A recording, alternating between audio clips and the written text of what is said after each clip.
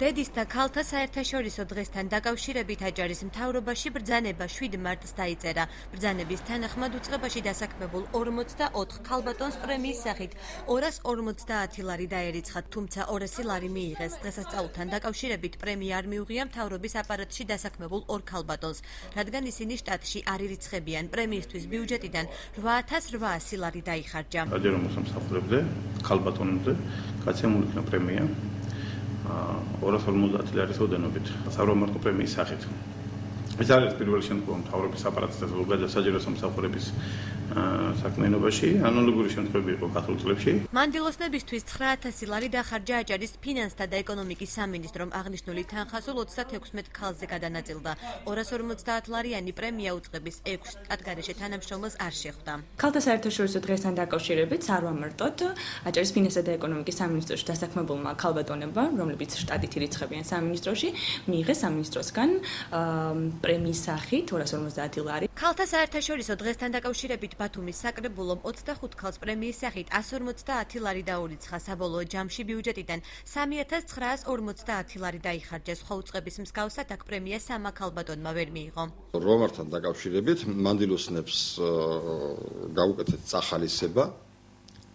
საკრებულოს თავმჯდომარის ბრძანებით გამოიყო თითოეულ მანდილოსაზე 150 ლარი.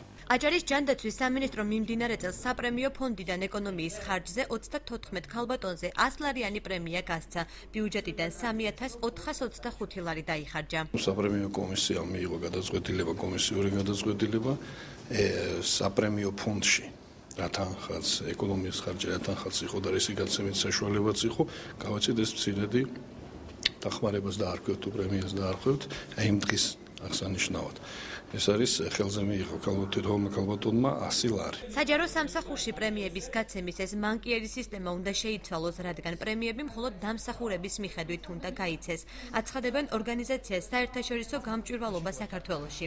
საჯარო სამსახურში პრემიების გაცემის ეს მანკიერი სისტემა უნდა შეიცვალოს, არ უნდა ხდებოდეს პრემიების გაცემა დღესასწაულთან დაკავშირებით, არამედ იგი უნდა იყოს სამსახურებრივი მიღწევების გათვალისწინებით. რაც შეეხება იმ პირებს, რომლებიც ხელშეკრულებით იმყოფებიან დასაქმებული საჯარო სამსახურებში, ვფიქრობთ, რომ თუ სხვა პირთათვის არსებობს დღესასწაული, ამ პირებისთვისაც შესაძლებელი იყო, რომ გაცემულიყო პრემია, რადგან პრემიას გაცემა არ ხდება საჯარო, ასე ვთქვათ, სამსახურში სამსახურებრივი მიღწევების გამო, ერთიანად უნდა გაიცეს ყველა პირზე. პრემიები მარტში აჯარის უმაღლესმა საბჭომაც გასცა. 40 ქალბატონმა 100 ლარიანი პრემია მიიღო. ბათუმის მერიის 123 თანამშრომლისთვის 18450 ლარი დაიხარჯა. პრემიები არ მიუღია აჯარის განათლების, კულტურისა და სპორტის სამინისტროს თანამშრომლებს.